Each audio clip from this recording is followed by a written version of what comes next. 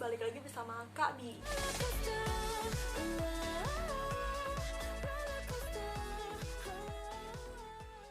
Di video kali ini, kakak akan menjelaskan tentang materi ekosistem.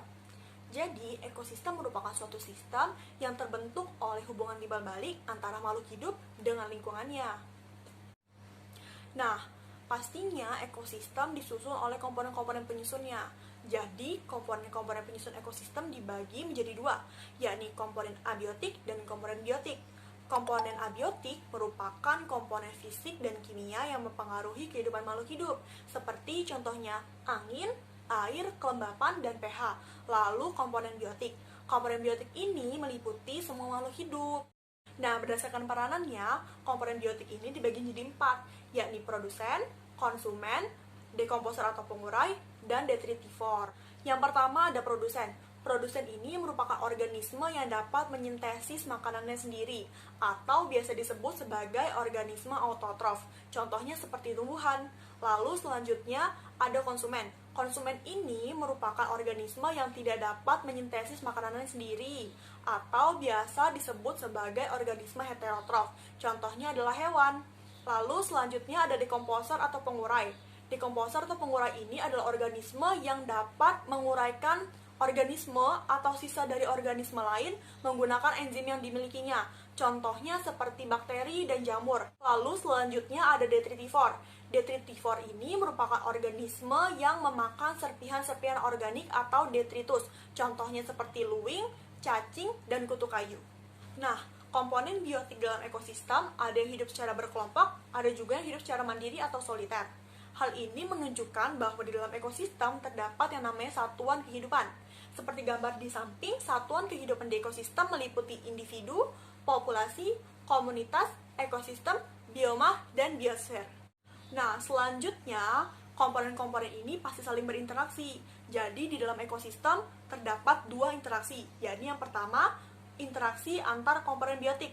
Contohnya seperti kompetisi, predasi, dan simbiosis. Lalu ada interaksi antar komponen biotik dan komponen abiotik, yakni misalnya air yang sangat dibutuhkan oleh tumbuhan dalam kehidupannya. Kalau tadi udah dibahas tuh interaksi antara komponennya, sekarang akan dibahas tentang pola-pola interaksinya.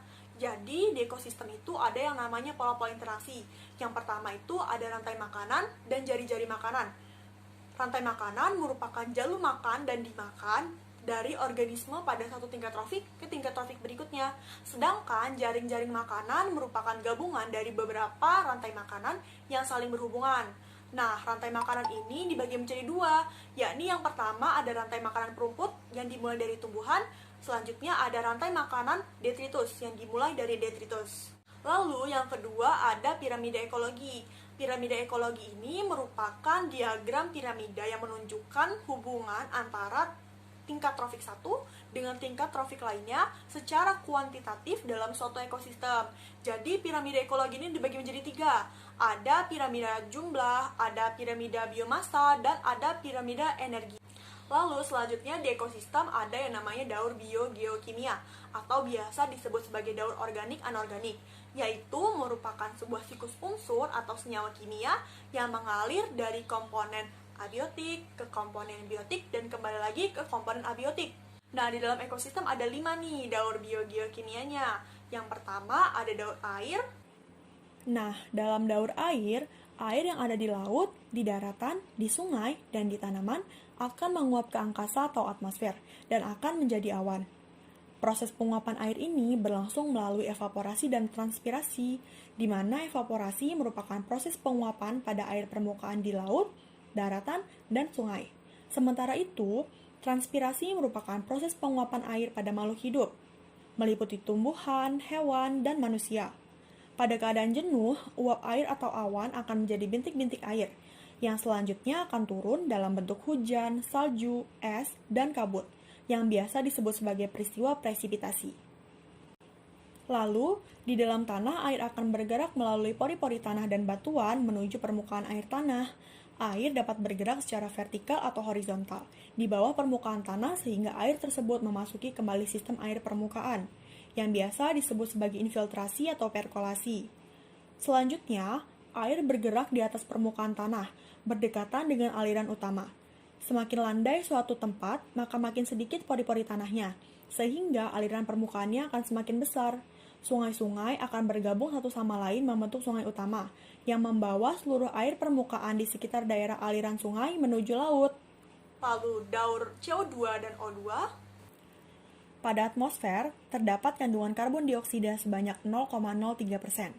Sumber-sumber karbon dioksida di udara berasal dari respirasi manusia dan hewan, erupsi vulkanik, pembakaran batu bara, serta asap pabrik. Karbon dioksida di udara dimanfaatkan oleh tumbuhan untuk berfotosintesis dan menghasilkan oksigen. Oksigen tersebut akan digunakan oleh manusia dan hewan untuk bernapas. Dari proses pernapasan tersebut akan dihasilkan karbon dioksida kembali. Selanjutnya, hewan dan tumbuhan yang mati dalam waktu yang sangat lama akan membentuk batu bara di dalam tanah. Batu bara akan dimanfaatkan kembali sebagai bahan bakar yang juga dapat menambah kadar karbon dioksida di udara. Lalu daur sulfur. Belerang dalam tubuh organisme merupakan unsur penyusun protein. Di alam, sulfur atau belerang terkandung dalam tanah, dalam bentuk mineral tanah, dan di udara dalam bentuk SO2 atau gas sulfur dioksida. Ketika gas sulfur dioksida yang berada di udara bersenyawa dengan oksigen dan air, akan membentuk asam sulfat, yang ketika jatuh ke tanah akan menjadi bentuk ion-ion sulfat atau SO4-2-. Selanjutnya, ion-ion sulfat tadi akan diserap oleh tumbuhan untuk menyusun protein di dalam tubuhnya. Ketika manusia atau hewan memakan tumbuhan, maka akan terjadi perpindahan unsur belerang dari tumbuhan ke tubuh hewan atau manusia.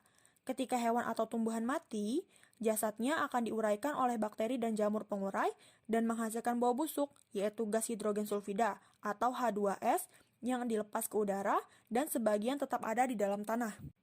Gas hidrogen sulfida yang ada di udara akan bersenyawa dengan oksigen, membentuk sulfur oksida, serta yang di tanah oleh bakteri tanah akan diubah menjadi ion sulfat dan senyawa sulfur oksida yang nanti akan diserap kembali oleh tumbuhan.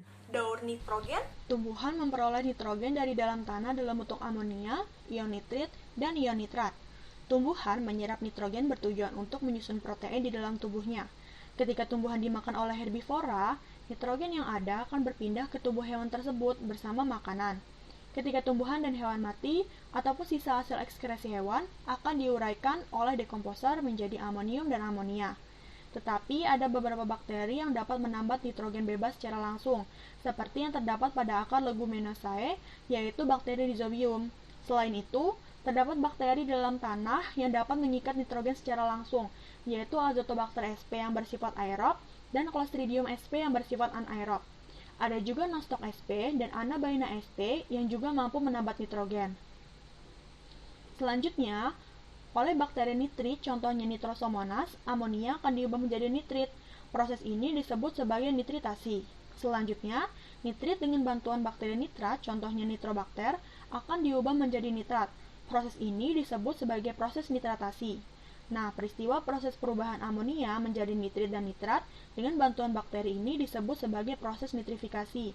Selain itu, bakteri anaerob di dalam tanah akan mengubah nitrit dan nitrat menjadi amonia, dan amonia akan diubah menjadi nitrogen bebas di udara. Proses ini disebut sebagai denitrifikasi. Dan daur fosfor. Sumber fosfor terbesar berasal dari batuan dan endapan-endapan yang berasal dari sisa makhluk hidup. Sumber ini lambat laun akan mengalami pelapukan dan erosi. Bersamaan dengan itu, fosfor akan dilepaskan ke dalam ekosistem. Akan tetapi, sebagian besar senyawa fosfor akan hilang ke perairan dan diendapkan. Daur fosfor dimulai dari adanya fosfat anorganik yang berada di tanah yang diserap oleh tumbuhan. Hewan yang memakan tumbuhan akan memperoleh fosfor dari tumbuhan yang dimakannya. Tumbuhan atau hewan yang mati, ataupun sisa ekskresi hewan yang berada di tanah, oleh bakteri pengurai akan menguraikan fosfat organik menjadi fosfat anorganik yang akan dilepaskan ke ekosistem. Oke Viles, nggak kerasa nih, materi tentang ekosistem udah selesai. Di sini Kabi undur diri dulu ya. Sampai bertemu di video selanjutnya. Dadah!